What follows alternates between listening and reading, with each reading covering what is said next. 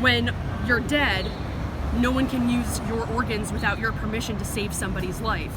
But yet, we're gonna force living, breathing women to give birth to children that they may or may not be able to care for, and then punish them for either aborting or miscarrying in some states. I think people want to say that it's so controversial because of religion and they try to bring God into it, but I think it's just a way to control people, especially the minorities. The crazy thing is, like, a lot of people, like, you've seen the signs with the protests, you've seen people speak. They said it's not going to stop people from getting it. If you're going to force somebody to go through the pregnancy, how are they going to be supported on the other end when our sort of social support network and welfare system are crumbling?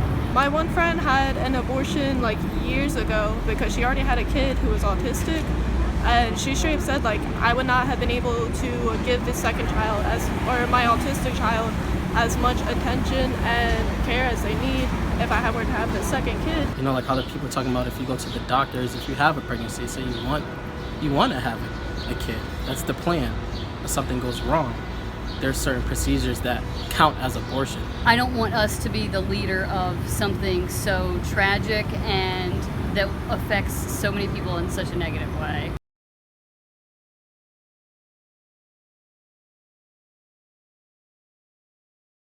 Overturning Roe v. Wade, which was a super precedent. It was a precedent with precedents on top of it for the Supreme Court.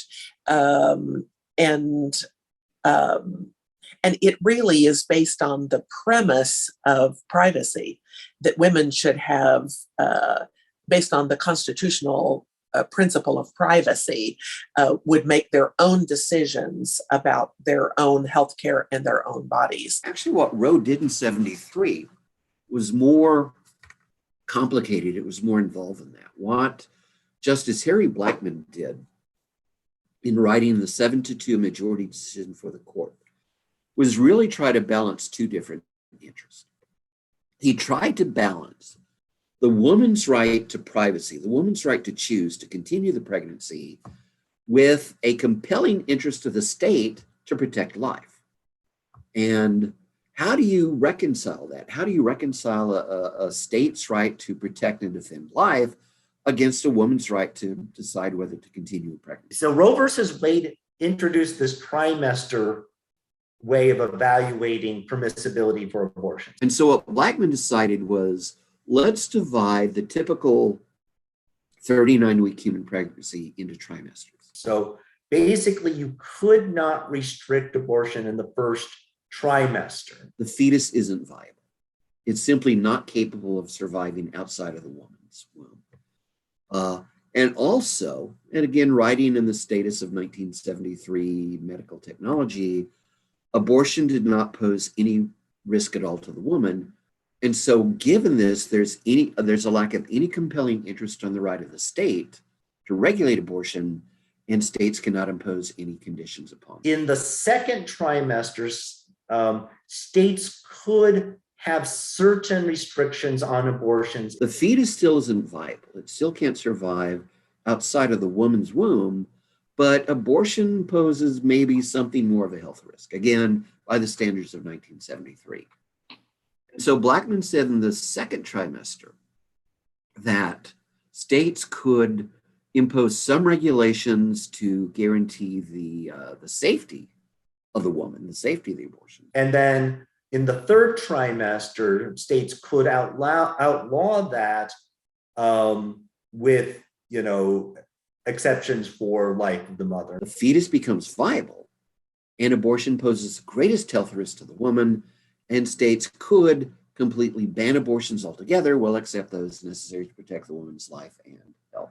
You all of a sudden get this incredible mobilization of this new conservative movement that didn't exist before then. Essentially at the same time as the Roe versus Wade decision, birth control became available. And this idea that single women could make choices to have sex and not face shame or consequences, that this was definitely now something in their control. This probably, as much as anything, was the kind of moral panic that galvanized the religious right, on both the Catholic and the Protestant evangelical sides. But that became, all of these things, even if they start with religion, become secularized at some point. And this idea that these are loose women who are, you heard the abortion on demand, right? That was probably the most lethal bit of rhetoric that was invented to demonize both the practice and the people who get them. We know that about half of people that have abortions already have at least one child. And about half of people that seek abortions are married. They were choosing to do this in the context of saying, I have children already. I don't want another one. This is not good for me. This is not good for my family. This is not good for my finances. And so you have the creation of these things like the moral majority and these new political religious movements, conservative movements. And those movements become, they get mobilized and created as part of the strategy of the Republican Party to win control, to get votes. We see the election in 1980 of Ronald Reagan, who promises that he's going to appoint justices to the Supreme Court who are going to overturn Roe versus Wade. Ronald Reagan has a very clear position that he believes that life begins at conception and abortion should be outlawed. And from then on, you have a change in the Republican Party. So before the 1980, when Reagan comes in, the Republican Party really didn't, they were more interested in economic issues than social conservative issues. Republicans overall are not good financially for the working class. They're a party of the rich. But they were able to get working class voters to vote Republican consistently for 40 years because of the issue of abortion. There have been many books written about the late 60s and early 1970s in which Republicans saw that their forecasting said that they were not going to be able to retain control of the government because their numbers were shrinking and the demographics of the country were changing, and younger people were not as conservative in their political thinking. So they really began planning to try to still retain some political power as a minority. And so then they began to define certain issues. And what you would see are things like state legislators introducing laws that duplicated laws that they already had. But you got noticed because you were doing that. Or there would be a race to enact the most punitive laws that they could get away with that did not, in the name of women's health, such as forcing women to see an ultrasound of their fetus. The court's recent decision is very unsettling in several regards, because not only does it overturn what even the conservative justices themselves said when they came up for confirmation, that it's settled law, that not only does it open the door for total abortion bans in a large number of states, but also maybe opens the door for them to do things like even punish you for going out of state to have this happen. And it has everything to do with a 50-year commitment to using every means possible to demonize abortion, demonize people who perform them, demonize people who get them. The reason people are legitimately worried is that Thomas, writing in the decision, who had long argued that the right to privacy should be overturned, that it was incorrectly decided. Which I think in the 21st century would be news to a lot of Americans, that they don't have this specific right unless explicitly given that by the state or federal government. He also suggested in part of the things that he wrote for this case that Other aspects of the right to privacy also were incorrectly decided and also should be subject to being overturned. Which notably, he did not include one that would have affected him, which was the Loving ruling that prohibited states from criminalizing or prohibiting interracial marriage, but the ones that just struck down sodomy laws, which were, code for homosexuality, and then contraception. That's why I think what the court did here should be seen as a very radical reinterpretation of the Constitution and constitutional rights, and one that you also beginning to see expanding into other areas like people's right to vote, and suggesting in some of their other discussions that state legislatures could have the right to overturn an election in the state if they wanted to. That's going to be the subject of a case that the court scheduled for argumentation when its term begins this following October.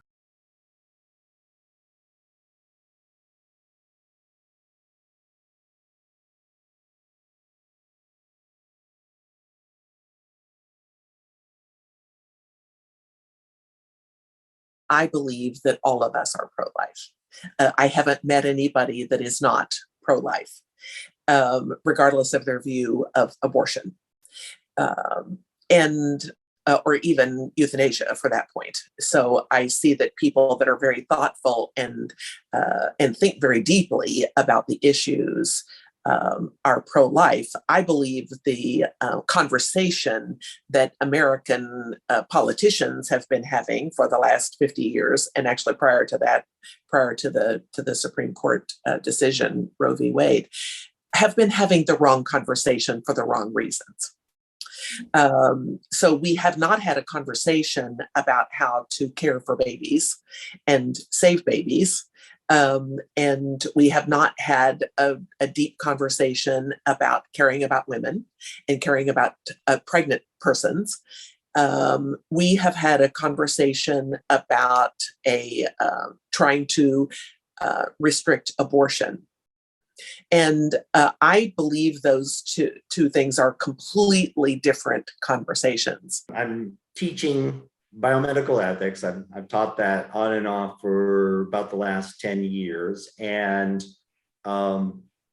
when I get to the abortion discussion, I try to connect the major rulings, which at that time were Roe versus Wade and Planned Parenthood versus Casey, to specific ethical principles that we spend our time understanding and then using those to try to work our way through thorny biomedical decisions. Now, I always preface my discussion on abortion by saying, look, this is probably ethically speaking, the most complicated set of problems that we have to work through, because you can legitimately say that there are, two beings involved here, that that there is, to be fair, a potential life,